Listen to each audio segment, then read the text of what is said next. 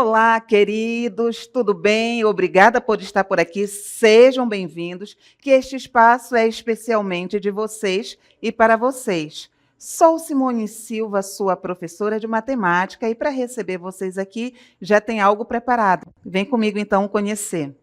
A nossa aula de número 7 tem como objeto de conhecimento probabilidade, com detalhamento em probabilidade em espaços amostrais finitos, utilizando instrumentos adequados para determinação de amostras e cálculos de probabilidade.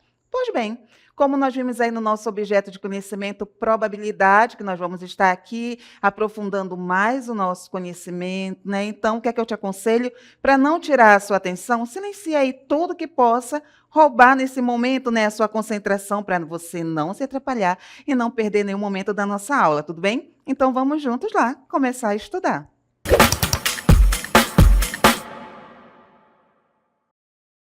Então, queridos, olha só, estamos aqui, não é, na beira de uma rodovia para falar sobre matemática da sorte e do acaso, desvendando as chances do seu dia a dia. Hoje a probabilidade vai estar aí direcionada a situações do nosso dia a dia, mas por quê? Para adivinhar o futuro, será? Não. A probabilidade ela não é para adivinhar o futuro, mas sim ela nos ajuda a entender e a quantificar as chances de diferentes eventos acontecerem. Exatamente isso. Aquela nossa curiosidade, a probabilidade ela vem ali nos auxiliar na solução de algumas. Então, é a probabilidade que nos dá ferramentas aí para pensar de uma forma mais lógica sobre o que pode ou não ocorrer no nosso dia a dia.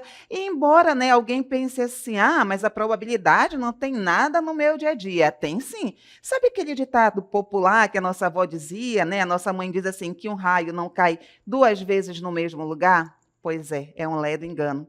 Cai sim, não é? Porque este ditado lhe sugere que eventos raros e negativos não se repetem exatamente da mesma forma. Só que a física, junto aí com a probabilidade, mostra que essa afirmação é falsa. Galera, temos que ter cuidado, sim. Porque um raio ele pode cair sim duas vezes no mesmo lugar, mas a realidade é que essa chance, né, do raio cair duas vezes no mesmo lugar, em muitas situações, é bastante alta, como também pode ser pequena. Mas, quando ela é alta, existem ali características que tornam aquele lugar um alvo preferencial. E também, não é, junto a essas características, existem cálculos aí que nos ajudam a entender toda essa situação. Então, um raio não cai duas vezes no mesmo lugar. Cai sim, a partir de agora você já sabe. Mas para você aí se proteger, vamos juntos então ver quais características são essas, de olho na tela para você não perder nenhum detalhe. Vamos lá então? Olha, já que eu falei para vocês que existem aí características e junto a elas caminha aí o cálculo probabilístico, o que é interessante nós sabermos, porque essa realidade da queda de raio é muito complexa. Então a gente precisa inicialmente entender aí o cenário, quais são os alvos preferenciais, não é? O que todos nós sabemos, que raios são descargas elétricas que buscam o caminho de menor resistência para o solo. Então, se ele está procurando ali um caminho, quem facilitar, ele vai agradecer. Então, olha só, quem pode facilitar esse aí, não é? Esse caminhar do raio, estruturas altas, exatamente. Prédios, torres, antenas, árvores elevadas, não é? Por isso que há recomendação. Está chovendo muito, está trovejando da raio, não vá para baixo de nenhuma árvore. Exatamente por isso, porque é uma, né, característica, é um algo que convida o raio a vir fazer parte. Bons condutores aí para o raio, metais, água, terra úmida. Sabe aquela fala aí das nossas avós, que quando começava a chover muito forte, ela dizia assim, corre e cobre o espelho? Porque ela dizia que o espelho chamava raio? Pois é, não é. É uma crença só, não é? Eu vou dizer que é um folclore popular, porque o espelho já foi comprovado aí cientificamente que ele não chama raio. E de onde vem, então, essa fala popular? Antigamente, lá quando as nossas avós eram mocinhas, os espelhos eles tinham ali ao redor deles uma estrutura metálica. E nós acabamos de ver que metal é um bom condutor aí para o raio. Então, Como antigamente ali ao redor tinha a estrutura metálica, havia sim a probabilidade dessa estrutura ali chamar o raio. Mas o espelho em si, como nós vemos aí, as atuais fabricações não chama, tudo bem? Então não precisa sair correndo desesperado e jogar aí a toalha no espelho. Então vamos conhecer outras características? As próximas: pontas e extremidades, bordas de edifícios, pontas de para-raio, não é? Tudo isso daí é o lugar como alvo preferencial para o raio.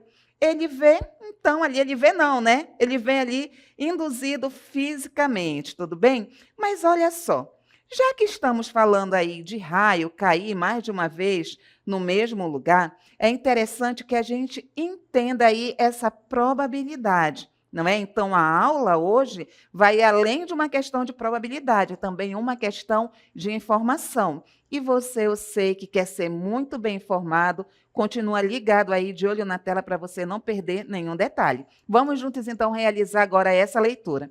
Entendendo a probabilidade de um raio. Imagina, então, que agora nós vamos ter uma área geográfica, tudo bem? Nós vamos ter uma área geográfica aí que nós vamos chamar de A. Essa área geográfica aqui, eu vou até fazer uma representação aqui, aleatória. Pronto. Vamos ter essa área geográfica. Essa área geográfica pode ser um campo de futebol, não é? Pode ser um salão de festas, que tenha ali características que sejam atraentes para o raio, tudo bem? E essa área geográfica, vamos chamar de A. O que acontece? Um raio, ele pode cair em qualquer ponto dessa área A, tudo bem? Com a mesma probabilidade ali. Como assim? Está estranho. Imagina que aqui dentro desta área A existem vários pontinhos ali. Só que nesse caso aqui, há os pontos que nós vamos considerar visíveis, não é? Mas a gente sabe que em uma superfície há infinitos pontos. Então, o raio vai cair. Então, ele vem cair dentro desta área A. Ele pode cair em pontos diferentes? Pode. Mas ele pode vir a cair em o mesmo ponto? Com certeza. Mas, para entender melhor, vamos continuar aqui o nosso raciocínio. Lembre que nós temos ali uma área geográfica que nós chamamos de A, e essa área geográfica pode ser uma cidade, pode ser um campo de futebol, essa área aí pode, de repente, ser uma praça, tudo bem? Então, dentro desta área, existe ali um total de pontos, tá? Que fazem parte dela. Pontinhos, imagina aí mesmo, vários pontinhos no chão. Só que eu quero que você entenda o seguinte, que entre esses dois pontos aqui que eu vou sinalizar para você, existem outros pontinhos. Tá? Então, devido aí existirem outros pontinhos, para uma questão de cálculo, nós vamos pensar que N, quem é o N? O número total de pontos aqui dentro dessa área, tá? Onde o raio pode cair. Então, o N, que é o número total de pontos, vai ser um número muito grande. Tudo bem? Como eu disse para vocês, aqui esses estão visíveis, mas também tem os que a gente não consegue enxergar. Não é? Então, N ali vai ser o número total de pontos, né, possíveis aqui nessa área geográfica onde o raio pode vir a cair, e a gente tem que entender que é algo que você não pode esquecer, porque vai ajudar no nosso cálculo, porque nós vamos fazer o cálculo para você entender melhor isso, tá? N é um número muito grande. Tudo bem? Como nós estamos falando aí da queda de um raio em um mesmo lugar, em um mesmo ponto, e aqui eu vou sinalizar o pontinho, né? O raio vai cair aqui, tudo bem? Aí vai ter um cálculo. Que cálculo vai ser esse? Aqui nós vamos chamar de P1, tudo bem? P1 vai ser a probabilidade de um raio cair em um ponto específico. E esse ponto específico nós vamos chamar de X. Qual é a forma de ser calculado essa probabilidade do raio vir e cair em X? Esta fórmula aqui. P1, probabilidade do raio cair, é igual a 1 dividido por N. Quem é o N, moçada? O N é o número total de pontos possíveis que existem aqui dentro dessa área, não é? Onde o raio pode vir a cair. Tudo bem? Mas para que isso fique mais claro aí na sua cabeça, vamos agora para um exemplo aí hipotético, imaginário, para que você possa entender o uso desta fórmula aqui de probabilidade e por que eu estou afirmando aqui tão categoricamente que sim, que o raio pode cair no mesmo lugar mais de uma vez e que existe aí um valor que comprova, tudo bem? Então, vamos aqui ao nosso exemplo. Ó, vamos usar um número hipotético, pois o N é um valor gigantesco, nós vimos que existem muitos pontos ali na superfície, e difícil de quantificar realisticamente para uma área geográfica. Suponha que para uma área muito pequena e específica, vamos pensar aqui numa praça, não é? Possamos dividir o espaço em 1 milhão de pontos possíveis onde um raio pode cair. Tudo bem? Então, nós já pegamos lá e já fizemos a divisão. A probabilidade de um raio cair em um ponto específico é qual é a fórmula que nós vimos? A probabilidade vai ser 1 sobre N. Mas qual é o valor do N aqui? Nós acabamos de ver. Então, se ele cair ali no primeiro ponto, para você entender melhor, vai haver a pracinha, vai haver aqui o lugar X, tudo bem? O N agora já vai ter um valor, que foi dado lá na questão. Então, o N aqui já tem um valor. Como o raio caiu aqui no ponto X, esta fórmula vai entrar em ação. Mas acompanhe aí o raciocínio. O raio está caindo a primeira vez aí no lugar, tudo bem? Como o raio está caindo aí a primeira vez nesse lugar, a fórmula que nós vamos usar, o resultado aí da nossa fórmula, vai ficar este aqui. Só que o que nós queremos provar? Nós queremos provar que este raio, ele pode cair outra vez no mesmo lugar X. Então, é isso que nós vamos provar agora e nós vamos descobrir ali, usando números, a possibilidade, a chance, a probabilidade disso aí acontecer. Tudo bem? Então, a probabilidade de 2 raios do raio vir e cair no mesmo lugar, até porque não vai ser o mesmo raio, né, gente? Mas o raio vir e cair no mesmo lugar, nós vamos usar a fórmula que nós acabamos de ver. Tudo bem? Como são números muito grandes, para você não ficar confuso, preste atenção no seguinte, pensa aqui comigo. Esta fórmula aqui, este valor, é quando ele cai a primeira vez lá no lugar X. Tudo bem? Só que caiu a primeira vez, está dando raio, ele vai cair novamente. E aí, né, o destino vai e faz com que ele caia novamente no lugar X, e que nós já vimos que é dado por esta fórmula aí. Aqui, essa questão da queda dos raios aí no mesmo lugar nos leva a lembrar de eventos independentes. Bora relembrar aqui o que são eventos independentes. É quando o primeiro se realiza, mas isso não vai empatar, não vai dificultar a realização do segundo evento. Como assim, professora? Ele não caiu ali o primeiro raio no X? Beleza. Isso vai empatar com que ele caia? A gente vai chegar com raio e vai dizer, não, você não vai cair aqui? Não, nós não temos como controlar a natureza. Ele vai sim, ele pode sim voltar a cair no X. Então, aí nós temos eventos independentes. E quando nós temos eventos independentes ali ocorrendo, não é? Como nesse caso aqui do raio, nós podemos resolver usando o princípio multiplicativo, ou seja, nós vamos multiplicar aqui as duas probabilidades.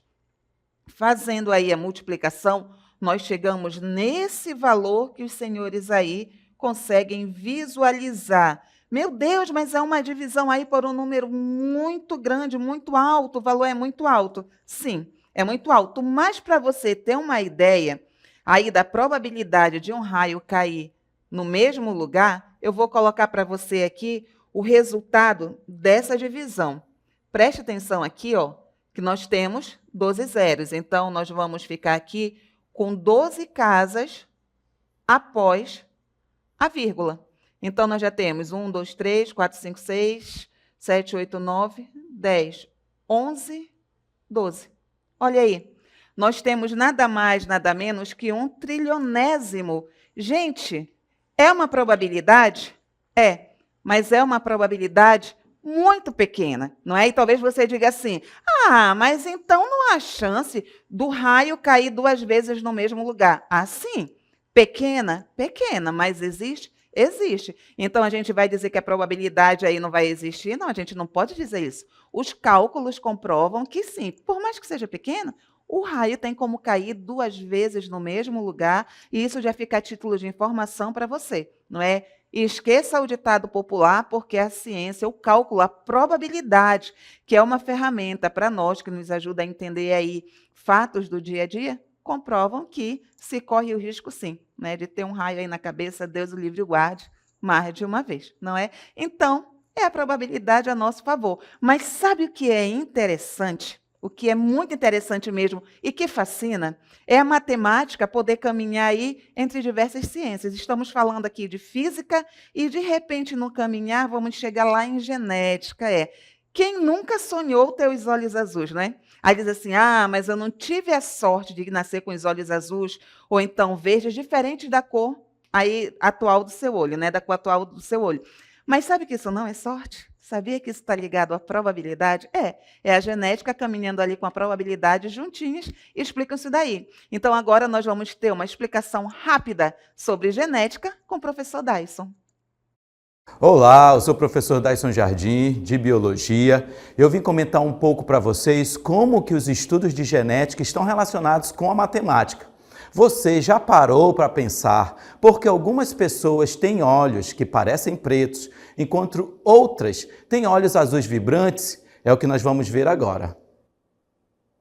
Vamos ver agora aqui a representação desse cruzamento de genética para olhos pretos e olhos azuis, como nós vamos ver aqui no pai e na mãe. Vejam bem, o pai ele tem olhos pretos, a mãe tem olhos azuis. E aqui eles estão representados no quadro de Punnett, que é essa representação aqui usual para os cruzamentos, né, de genética, essa representação, né, do cruzamento de genética. Então, nós temos aqui a mãe, olha só, o símbolo de feminino, o pai, o símbolo de masculino. E os genes que expressam a característica cor dos olhos estão aqui representados pelos alelos, né, que são recessivos. E nós vamos representar esses alelos recessivos com letra minúscula. Então, estão aqui eles representados nessa posição do quadro de Punnett.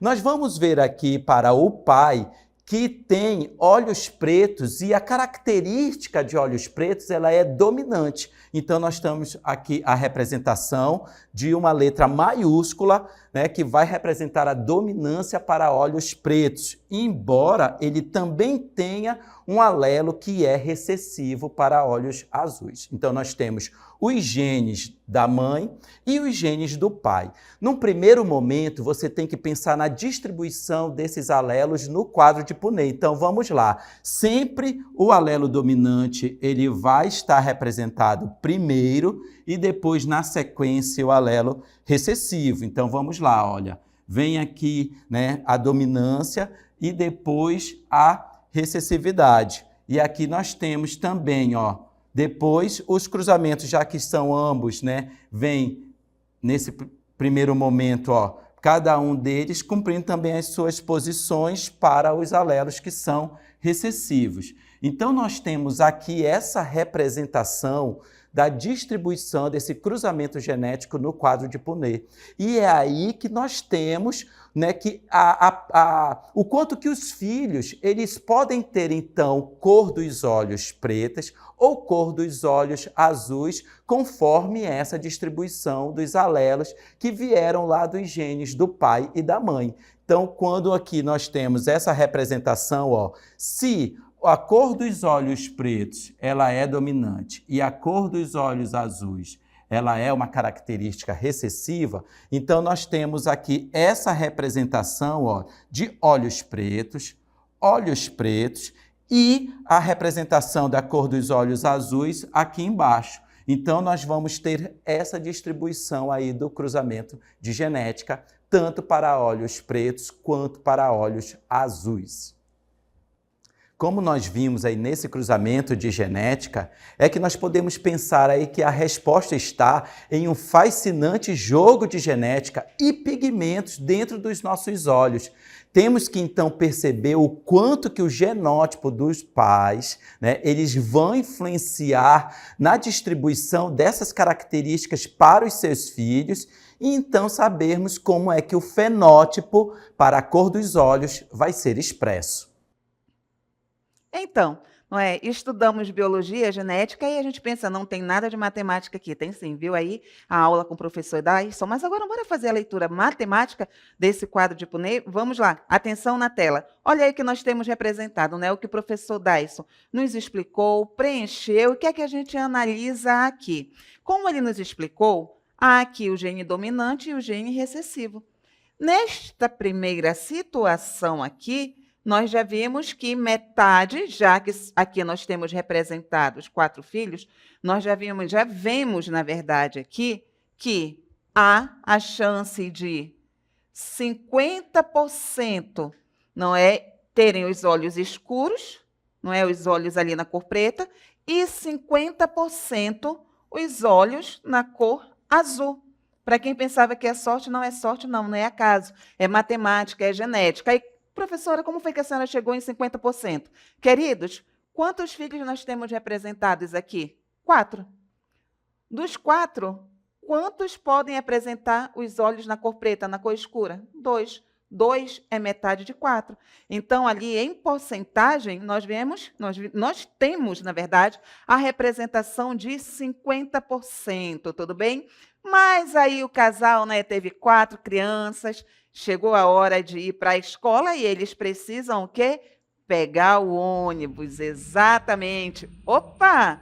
Ó, eles não podem perder porque tem hora, tudo para chegar. Mas olha aí, o ônibus está lotado. E agora? Vai ou fica? Não é? Porque em dias úteis, principalmente aí no horário de pico, de 6 às 8 ali da manhã, 7 em cada 10 ônibus que passam ali na parada do casal estão completamente lotados, sem lugar para sentar.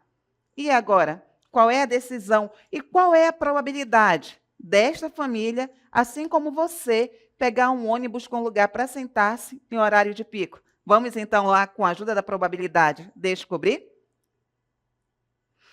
Então, se 7 em cada 10 ônibus estão lotados, nós vamos ter aí 70%, ok? Então, o restante tem lugar, como você visualiza aí. O que acontece? Por que 70%, professora? Olha, gente, nós temos 10 lugares e 7 estão lotados. Então, vai ser 7 de 10. Fazendo a divisão, nós vamos ter aí 0,7, transformando para porcentagem, vamos ficar com 70%. Então, se 70% ali, não é, de lugares estão lotados, estão ali ocupados, para chegar em 100, quanto nos falta? 30%. Mas, além deste raciocínio lógico, nós podemos usar também aí a soma das probabilidades. Por quê? O que é que nós temos sempre que lembrar quando nós estamos aí estudando probabilidade? Que ali a soma, não é, a probabilidade de ônibus com lugar e ônibus lotado, quando nós somarmos, por isso que a soma das probabilidades, o resultado é 1. Tudo bem? Então, nós vemos aí que até na hora de subir ou não no ônibus lotado, está ligado diretamente à probabilidade. Ah, mas acabou aqui? Não. Tem mais uma situação do dia a dia que você talvez nem imagine que esteja presente, a probabilidade. Vamos, então, descobrir juntos qual é? De olho na tela para você não perder nenhum lance. Bingo da comunidade, aumentando suas chances. Chegando aí, não é? Aí vai ter um bingo na comunidade, a igreja do bairro está organizando aí um bingo com 100 cartelas vendidas. E você, não é? Ali frequenta a igreja, vai comprar 2 cartelas para ajudar. O seu amigo decide comprar uma cartela. Aí vem aquela pergunta aí na conversa sua com seu amigo: quem tem mais chance de ganhar? qual a sua probabilidade que comprou 2 cartelas de ganhar aí um bingo? Quem entra para nos ajudar? De novo, a probabilidade. Tudo bem? Então, como nós já vimos aí, como se calcula eventos, nós vamos ter, não é a probabilidade de um evento acontecer, desculpa, nós vamos ter aí o número de cartelas que você comprou dividido pelo total de cartelas. Quem vai ser esse total de cartelas? Este total de cartelas aqui vai representar o nosso espaço amostral, era o todo onde você poderia escolher as suas cartelas, tudo bem? Você decidiu comprar 2 cartelas, então vai ficar as suas cartelas aí 2 dividido para 100. Ah, mas 2 dividido para 100 totaliza 1 sobre 50, 1 para 50? Não, não é isso não, queridões, tá? O que nós temos aqui é simplificação. Nós dividimos tanto o numerador quanto o denominador pelo mesmo número, ali, o 2. Então, 2 dividido para 2, 1. 100 dividido para 2, 50. 1 para 50 é a representação fracionária dessa probabilidade de você ganhar. Mas nós podemos representar em número decimal, que é o resultado desta divisão, e multiplicando esse número decimal por 100, nós vamos ter aí o resultado em porcentagem, que nós vemos que é 2%. Ah, mas é muito baixo. É, mas você vai deixar de acreditar por causa disso? Aí a situação do seu amigo. Qual a probabilidade do seu amigo ganhar com a cartela dele? Opa, mas quantas cartelas o meu amigo, seu amigo comprou? O seu amigo comprou apenas uma cartela. E usando aí a mesma fórmula, não é que nós usamos na primeira, nós temos aqui o cálculo. Uma cartela em 100. Ah, vamos simplificar? Não tem. Além do número 1, outro número que divida 1 e 100 ao mesmo tempo. Então, esta fração, que a gente pode chamar de fração centesimal, porque aqui embaixo é o 100, nós vamos fazer a divisão, não é que é uma das representações, e vai ser aí a representação em forma de número decimal, que vai ser 1 centésimo, mais 1 centésimo. Mas multiplicando por 100, nós temos quem? A representação ali em porcentagem. Ou seja, o seu amigo, nada mais, nada menos, ele tem aí a chance, né, de 1% de ganhar. Então, quem tem mais chance de ganhar? Você ou seu amigo? Você. Não é comprovado aí por cálculo. Ah, mas eu tenho menos chance, no caso do amigo, eu vou deixar de participar, eu vou deixar de ajudar, vou perder a fé, né, que eu fiz? Não. A probabilidade está aí para lhe mostrar que quanto mais você comprar ali, não querendo fazer propaganda para a igreja, você tem mais chance, não é? Então, nós vimos aqui aplicações em vários campos da probabilidade. E é sempre aquilo que eu falo nas aulas. A matemática, ela é uma ferramenta que nos auxilia no dia a dia. E na questão da probabilidade, não é que ela vá tirar o impossível do nosso caminho, não é que ela vá prever o futuro, não é que a gente, a partir dela, vá conseguir adivinhar o que vai acontecer. Não, não é isso, mas nós passamos a entender situações que, sem o cálculo, sem uma análise ali criteriosa, às vezes a gente diz que é impossível. Então, por ser muito útil, por ser fundamental, eu espero que você não tenha perdido aqui nenhum momento, que você tenha feito as anotações aí necessárias, tudo bem? Muito obrigada pela sua companhia e até o próximo encontro.